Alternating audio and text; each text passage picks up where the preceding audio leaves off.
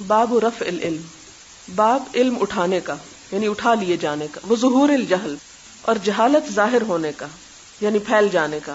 وقال ربیعۃ، اور ربیعہ کا قول ہے اس باب میں، لا ينبغي لأحد، نہیں جائز کسی انسان کے لیے، عنده کہ اس کے پاس، شیء من العلم، علم میں سے کوئی چیز ہو، ان یضیع نفسہ کہ وہ اپنے آپ کو ضائع کر دے۔ کسی انسان کو جسے اللہ نے کچھ علم دے رکھا ہو، اس کو یہ بات زیب نہیں دیتی کہ وہ اپنے آپ کو ضائع کر دے۔ بہت گہری بات ہے، یعنی جیسا کہ پیچھے آپ پڑھ چکے ہیں، اللہ تعالیٰ جس سے بھلائی کا ارادہ کرتے ہیں اس کو دین کی سمجھ دیتے ہیں۔ اس نے اگر ہمارے ساتھ بھلائی کا ارادہ کر لیا اور ہمیں ایسی جگہ پر لے آیا کہ جس سے ہمیں کچھ نہ کچھ چھینٹے ہم پہ پڑ جائیں، تو اس کے بعد اس بھلائی جو اللہ نے ہمارے ساتھ کی، اس کا ہم کیا شکر ادا کر رہے ہیں؟ کیا اس سے، جیسے کہ پچھلی حدیث میں ہے، اپنے آپ کو فائدہ پہنچا رہے ہیں؟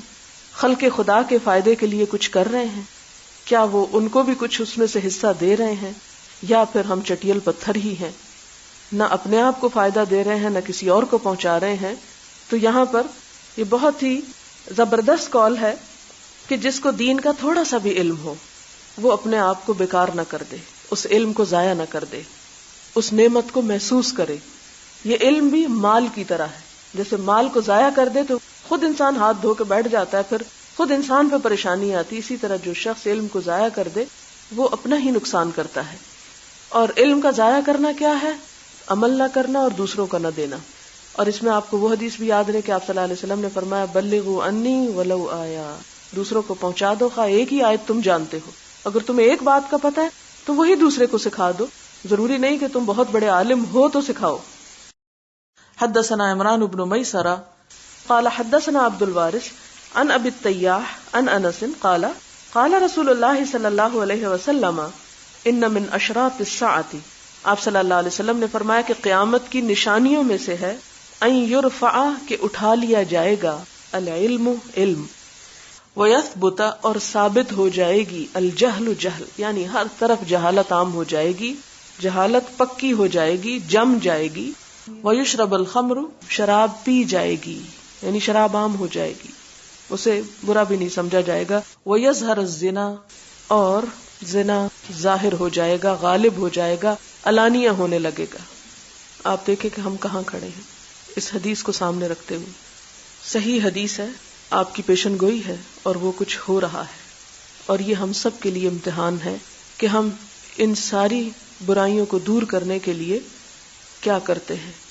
ان برائیوں میں صرف خمر اور زنا نہیں، کیونکہ خمر اور زنا تو نتیجہ ہے پہلے دو چیزوں کا، کہ علم اٹھا لیا جائے اور جہالت عام ہو جائے، اتنی عام ہو جائے کہ لوگ ان چیزوں کو برائی کی بجائے اچھائی سمجھنے لگے اور علانیہ اس کا اظہار کرے۔ آپ دیکھیں کہ ایک وقت وہ ہوتا تھا کہ جب کوئی عورت اس بات کے پاس سے گزرنا بھی پسند نہیں کرتی تھی کہ اس پہ کوئی الزام لگے کسی مرد کے ساتھ تعلق پر، اور اب سر عام کہا جاتا ہے کہ فلاں میرا دوست ہے اور فلاں میرا دوست ہے۔ تو یہ صورتحال جو ہے، بے حیائی کی انتہا، اس کا عام ہو جانا، یہ پھر فتنوں کے دور کی علامت ہے۔ یہ جو پیچھے حدیث میں فتنے پڑے نا، تو کسی نے پوچھا وہ کیا فتنے ہوں گے؟ وہ یہی فتنے ہیں جو ہم دیکھ رہے ہیں، کہ اتنا غبار اٹھ جائے ان ساری برائیوں اور خرابیوں کا کہ اس دھند میں ہمیں برائی برائی ہی نہ لگنے، یعنی برائی کو ہم واضح طور پہ برائی نہ محسوس کر سکیں، بلکہ وہ شخص بے وقوف ہو، نااہل ہو کہ جو ان برائیوں میں سے کسی برائی کا ارتکاب نہ کرتا ہو۔ حدثنا مسدد قال حدثنا يحيى عن شعبة عن قتادة عن انس قال لأحدثنكم حديثا، حضرت انس رضی اللہ تعالیٰ عنہ عرض کرتے ہیں، فرماتے ہیں، آپ کو معلوم ہے کہ حضرت انس رضی اللہ تعالیٰ عنہ 10 سال کے تھے تو ان کی والدہ انہیں لے کر حضور کی خدمت میں پہنچی صلی اللہ علیہ وسلم، اور ام سلیم ان کا نام تھا۔ عرض کرنے لگی، اے اللہ کے رسول صلی اللہ علیہ وسلم، میرا یہ بیٹا آپ کی خدمت میں رہے گا، آپ اس سے کام لیجئے، اور یہ لکھنا بھی جانتا ہے۔ اور حضرت انس تمام صحابہ میں طویل ترین عمر پا کے فوت ہوئے، اور انہوں نے 10 سال کی عمر میں جو حضور صلی اللہ علیہ وسلم سے سیکھنا شروع کیا، تو کہا یہ جاتا ہے کہ 110 سال کی عمر تھی جب ان کی وفات ہوئی، تو گویا 100 سال وہ ایک علم کو پھیلاتے رہے۔ اور شاید یہ ان کی ماں کا خلوص تھا کہ انہوں نے اپنے بیٹے کو آپ صلی اللہ علیہ وسلم کے سپرد کیا، اور یہ اللہ تعالیٰ کی بھی اس میں مصلحت تھی کہ ان کے ذریعے سے دین عام ہو. قال لأحدثنکم حدیثا، کہتے ہیں کہ میں تمہیں ایک حدیث بتاتا ہوں. لا یحدثکم، نہ حدیث بیان کرے گا تم سے احدن، کوئی ایک بعدی، میرے بعد. ایک ایسی بات بتاتا ہوں کہ میرے بعد تمہیں یہ بتانے والا کوئی نہ ملے گا. سمعت رسول اللہ صلی اللہ علیہ وسلم، میں نے نبی صلی اللہ علیہ وسلم سے سنا، یقول، آپ فرماتے تھے، من اشراط الساعۃ، قیامت کی نشانیوں میں سے ہے، ان یقل العلم، کہ العلم قلیل ہو جائے. علم نہیں، العلم یعنی دین کا علم کم ہو جائے. دنیا کے علوم میں تو ہم بہت جو پڑھ رہے ہیں بہت آگے جا رہے ہیں، اور جو نہیں پڑھ رہے ہیں وہ بھی بہت قلیل ہے. امت مسلمہ میں جہالت کا پرسنٹیج جو اس وقت ہے دنیا کے علوم میں بھی وہ کبھی نہیں تھا تاریخ میں. وَيَظْهَرَ الْجَهْلُ، اور جہالت عام ہو جائے گی یعنی ظاہر ہو جائے گی. وَيَظْهَرَ الزِّنَا، زنا اعلانیہ ہونے لگے گا. وَتَكْثُرَ النِّسَاء، عورتیں کثرت سے ہو جائیں گی.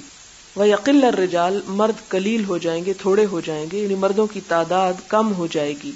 حتیٰ یکونا، یہاں تک نوبت پہنچے گی کہ ہوگا لخمسین، 50 کے لیے، امرأتن، عورتوں کے لیے، القیم، ایک ذمہ دار.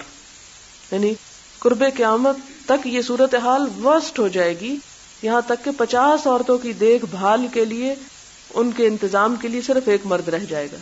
ایسا کیوں ہوگا؟ اس کی بہت سی وجوہات بتائی گئی، اور ایک وجہ یہ ہے کہ اتنا فساد، اتنا لڑائی جھگڑا ہو جائے گا کہ ان لڑائیوں میں مرد کام آ جائیں گے، یعنی مارے جائیں گے.